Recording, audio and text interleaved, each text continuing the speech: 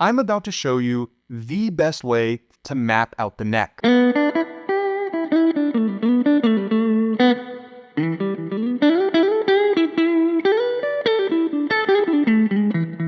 It really is the ultimate, the definitive map of the neck, in my opinion. And I truly wish someone had shown me this earlier on in my guitar playing journey. I think it really would have enhanced my playing from an earlier point rather than kind of figuring it out as I got further along in my playing journey. I think this would have really enhanced my playing, closer to beginner, early intermediate stages. So if you've been struggling to navigate the fretboard in a meaningful way when you're soloing, when you're playing lead lines, this is definitely the lesson, the video for you, because I'm going to break things down in a step-by-step manner, basically 4 steps. So step 1 being really simple shapes to create this great map of the neck.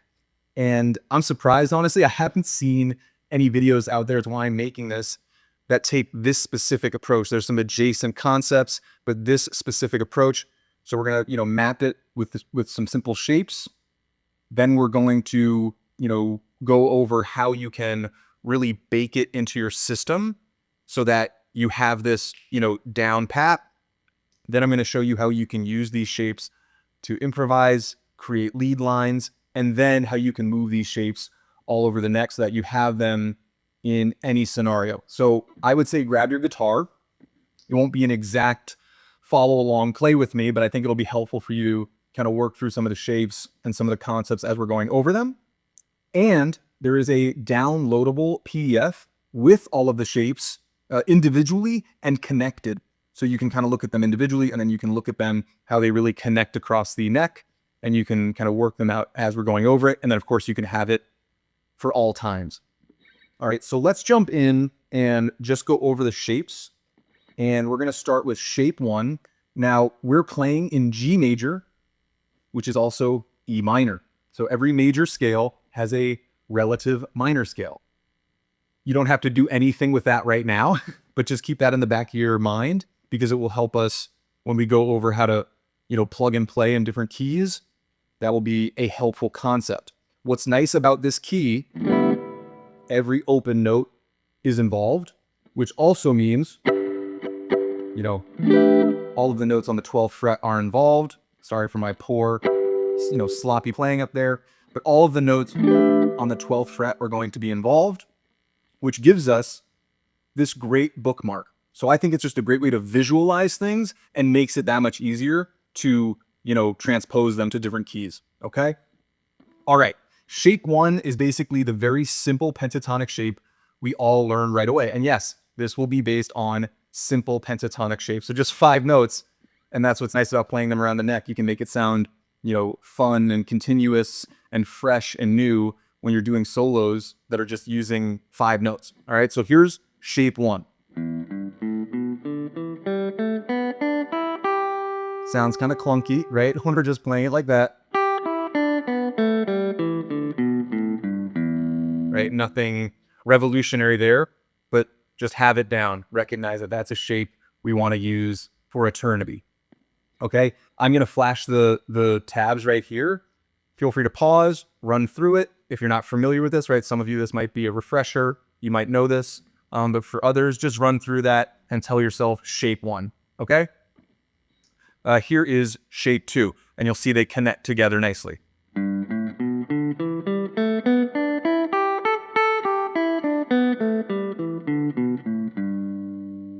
So there's shape 2. Again, it's going to be pointless for me to go 3, 5, 2, 5, 2, 5. I always think it's kind of funny that videos have that. No, read the tabs and do it for yourself. Pause, put that under your fingers. There's shape 2, okay? And here's shape 3.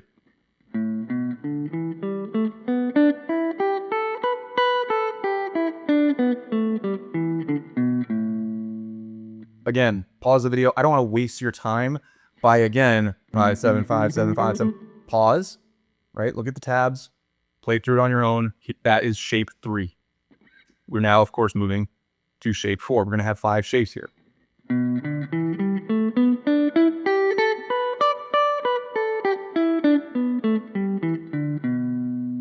There's shape 4. Lovely. You know what you got to do? Pause the video. Get it under your fingers. Go up and down 2, 3, 4, 5, 10 times, whatever you feel is appropriate in this moment. All right, and now shape 5 to bring things up, together and create this, full octave.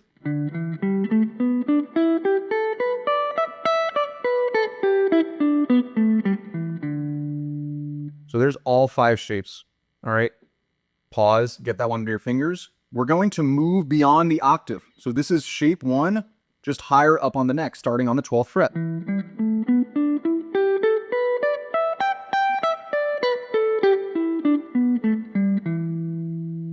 The reason that's important is there aren't going to be any other keys where that shape is going to be, using open notes, right?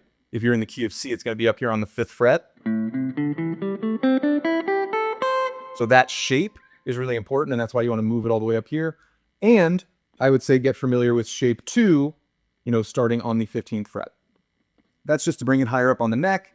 You want to utilize every note. If you really want to get great at moving up and down the neck, you want to use, the higher up on the fretboard.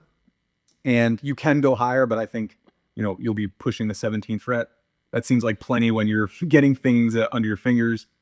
And it'll be easy to move higher up once you have all the shapes under your fingers, okay? But why not get your, fingers used to smushing a little bit up here? There are the shapes. Again, you have them in the PDF. So there's no reason to beat you over the head with what they are, what they look like, what they sound like. What we're going to do now is go over how to refine that for yourself and get them under your fingers, because step 3, where we figure out how to improvise, it won't sound good. It won't be fluid. It won't be what you want it to be, what we all want to do when we're soloing, if you don't have these shapes under your fingers, all right? So these shapes do need to be baked in somewhat. Of course, you can play around when you're newer, but to really make things sound good, to know where you're going, to know why you're going in different directions and what notes come next, not just, vertically, but horizontally, it is important to have these shapes under your finger. So all we're going to do is go from shape to shape to shape. All right, so I'm always using my phone and computer to record, guitar and my, voice and talking to you guys, but use a metronome.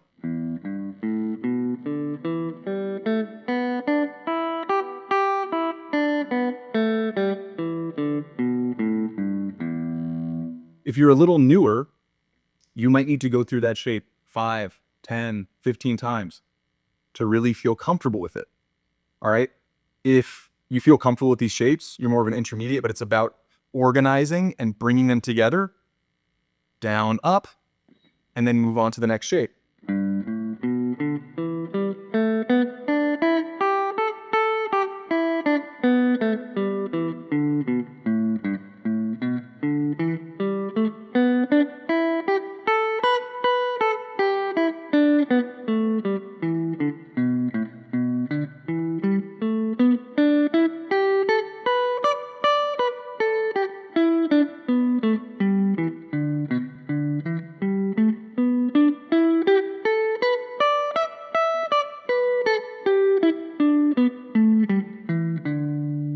Go up, past the octave, shape 1 again, shape 2 again, come back down.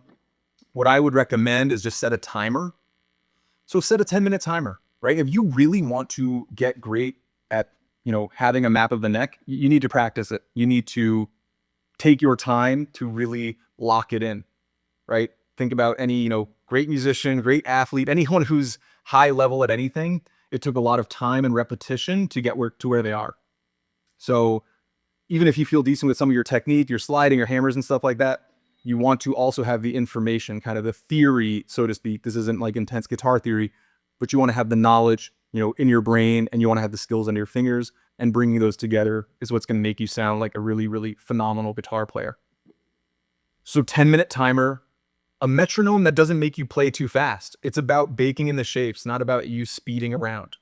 Right? There will be no speeding around if you continue to get lost and you're like, wait, what note comes next when I'm, moving up on the G string or up on the B string? They're different. Oh, snap. Right? We want to avoid that. So get the shapes baked in under your fingers. If you feel good with down, up, move up to the next shape, down, up, move up to the next shape, what you can do is go down, with one shape, and then move up to the next shape, when you get to the high E. Move up to the next shape once you've, gone back up.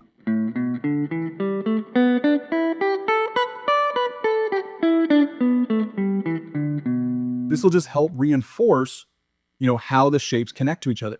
They all mesh really nicely with one another. And you want to have a great understanding of how that works. All right. So that you can, on your own, when you're soloing, have an understanding of, okay, I could play this down here, or I can play it up here, or I could play it up here, based on, what you're looking to go for, the scenario you're in. Do you want to have, higher register notes? Do you want to have something that sounds a little bassier? But those are important things. Where do the notes repeat? Things like that are really important to create the map, and then to remind yourself where you're going, and again, why you're going there. So here's what I would do. Step 3, bring it into your own playing, bring it into your own improvisational context, is put on a backing track. Again, G major or E minor.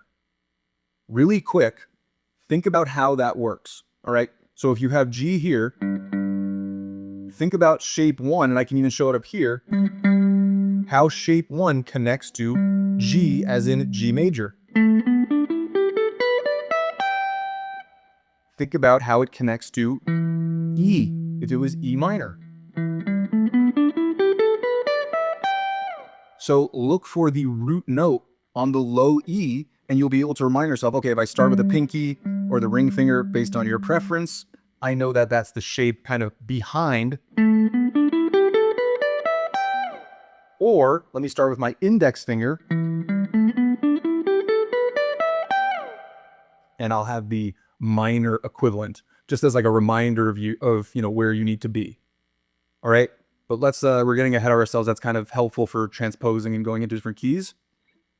When you first start figuring out a map of the neck, what I would do is put on a G major or E minor backing track and build out some small licks for yourself. Because again, this should enhance your own improvisation, how you want to express yourself when you're soloing. If you're not familiar with all the keys, you're still newer, all of the shapes, you're still newer, you're still getting them under your fingers, you can still work this. So, 10 minutes to play around with the shapes and practice just the shapes, and then set another 10-minute timer to kind of noodle and experiment with lead lines. So what I would do is just start with 2 shapes and connecting them, right? So if you have a G backing track,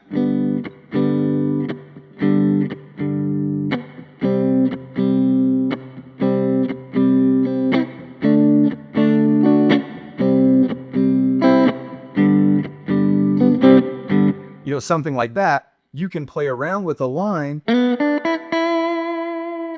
Just that simple little phrase is connecting shape 1 and shape 2. And you can keep the backing track going and it's playing, and you just use those shapes, or that you just use that phrase. And as you're using it, you're visualizing the larger shapes around that phrase.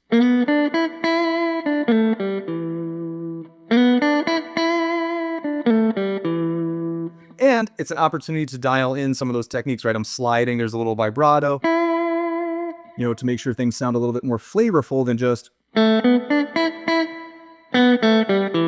right? That doesn't sound as flavorful as, even though it's a simple phrase, it's a simple line. So that's shape 1 and shape 2. You can do it up here, right? And you can play around with just moving it up an octave. Maybe you just spend, and again, this is where you can kind of have some of your own autonomy with how you experiment. Maybe you spend the first 5 minutes going between shape 1 and shape 2, and then maybe you experiment between, shape 2 and shape 3.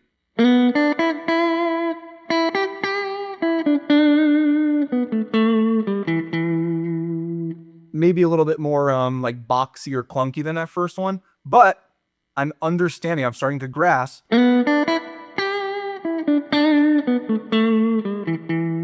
I'm starting to grasp how those shapes now connect, right? Maybe you come up with a line and you say, I'm going to practice that in one place and I'm going to try to rediscover it in another place, right?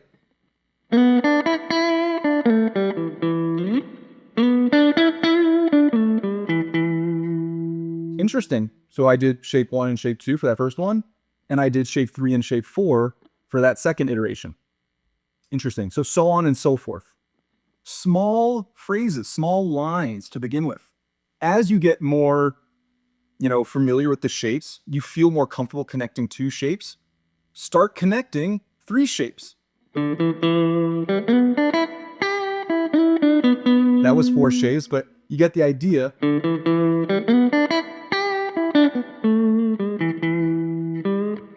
And that was the 3 shapes that I initially said. But start building. And start building your own lines. It's okay if it's, similar to the person you most want to emulate. If you love, Mark Knopfler, well, your line might sound a little Knopfler-esque, but you are creating it yourself from scratch. And that's also really important for creative expression. So that's where I would take things. And remember, that's pretty open-ended. That's a weeks-long, months-long journey. So just keep that in mind as well.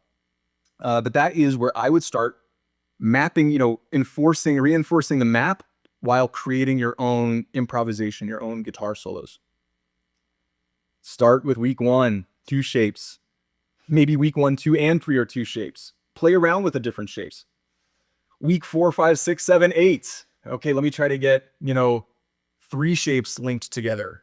9, 10, 11, 12. Let me try to get 4, right? You can see how it would be a process. And we're going to now, all right, so just keep that in the bank. I'm going to wrap things up. Otherwise, I'll be really long-winded. If you have questions or anything, you want some clarifications, just put them in the comments. Also, let me know if there's anything you want me to explain. If you thought this was a helpful explanation, put it in the comments and I'll see what I can do. And before I move on to step 4, I should also say, if you're enjoying this video, liking and subscribing to the channel is helpful for me. Even just putting something in the comments like, thanks, dude. All of that's really helpful for pushing the video to other people, which is of course helpful for me. And again, if you found it helpful, that's the word of the day, helpful. If you found it helpful, other people will too. And we'll have this nice, guitar playing community of great guitar players. But let's move into step 4 now. Thank you for giving me the time to plug. Now it's about transposing it to different keys. And as we said, or as I said earlier, it's simple enough. If this is G, and you know that all of these shapes are for G major and E minor,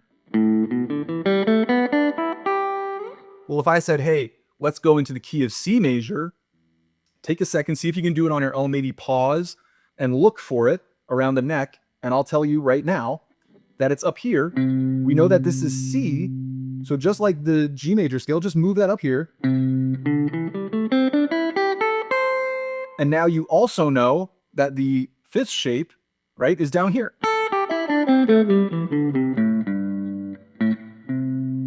And that the 2nd shape is, one above the initial, kind of anchor shape starting on the 8th fret. Cool. And same thing, if I said A minor, well, that's the relative minor to C major. Oh, wow, now your brain is exploding potentially with guitar knowledge, right?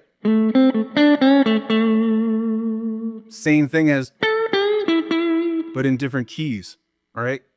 If I said D major, take a second, play around. Oh, here's D. So obviously you do need to know the notes on the low E.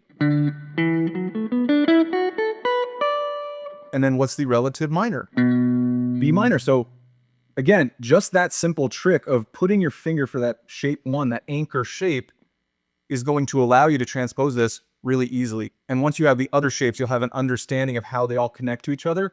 And so you can move around the neck in every single key because you're jamming with your friends. Oh, this song's in D major, guys. Take that second. Don't freak out. Oh, okay, cool. Here we go. And you can move into D major. You know what? I actually like that a little bit more in B major. Okay. Boom, pinky on the B, right? And now you can jump right in with that song. Create a cool line, a cool riff, all those things. And people will go, wow, that's pretty impressive. Thanks, you're so good at just jumping right in. That's a huge skill that we all want to have. Hey, let me just jump right in with this groove and we'll carry on, and you can feel a little bit more professional, more advanced with your playing. So I will leave it there. There are the 4 steps basically to mapping the neck, using it to solo, and moving it around to different keys. Again, if you found it helpful, liking, subscribing, super helpful for me. Throw a comment in there if you'd like to. And hopefully it was helpful. I will see you all on the next one. Peace.